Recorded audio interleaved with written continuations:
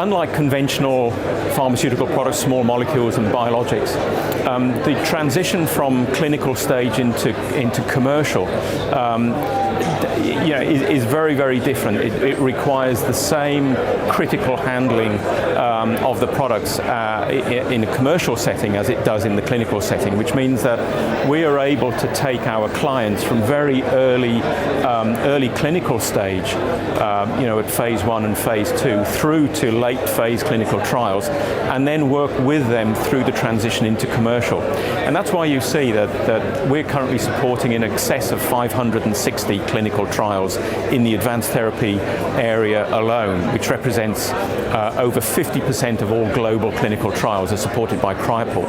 But we're also supporting 8 commercial cell and gene therapies. And these therapies, these commercial therapies, we have supported through their clinical trial phase.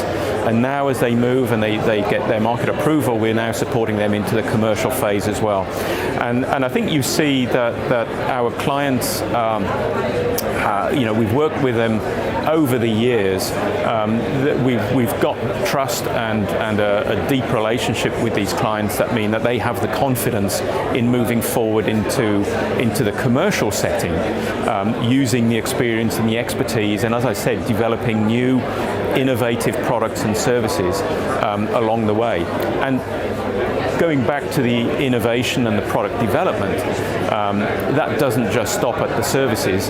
It stops at, it continues into new products, so new shipper design, new IT systems, new products for traceability and tracking of shipments. We're continually trying to keep ahead of the curve, and that's one of the challenges in this industry, is to make sure that we need to be prepared for what our clients want tomorrow, not necessarily what they just want today.